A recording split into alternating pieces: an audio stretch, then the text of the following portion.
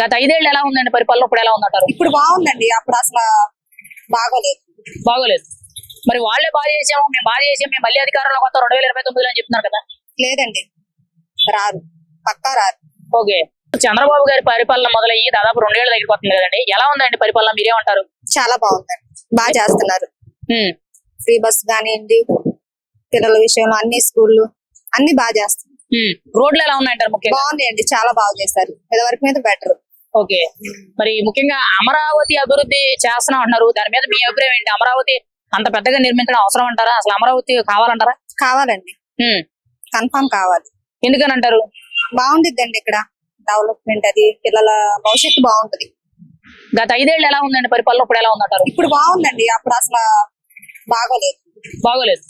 మరి వాళ్ళే బాగా చేసాము, మేము బాగా చేసాము, మేము మళ్ళీ అధికారంలోకి వస్తాం 2029 అని చెప్తున్నారు కదా.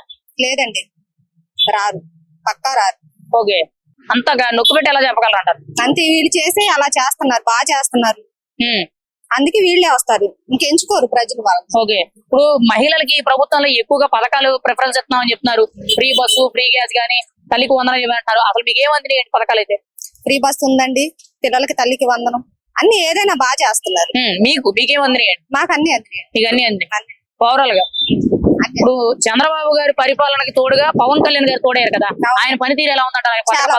ఆయన గాని లోకేష్ గారు గాని చాలా బాగా చేస్తున్నారు. మరి ప్రభుత్వం 2029 మళ్ళీ అధికారంలోకి వస్తుందంటారా? ఖచ్చితంగా. మరి జగన్ గారు నేను వస్తానని చెప్తున్నారు కదా ఆయన. చెప్తారండి, కానీ ప్రజలు ఎంచుకోవాలి కదా, బాగా చేసే వాళ్ళని ప్రజలు ఎంచుకుంటారు. అది మీకైతే ఎవరు బాగా చేస్తున్నారంటారు?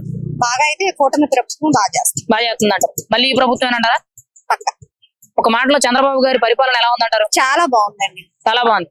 100కి ఎన్ని మార్కులు వేస్తారండి మీరైతే? 100కి 100 వేస్తాం. 100కి 100.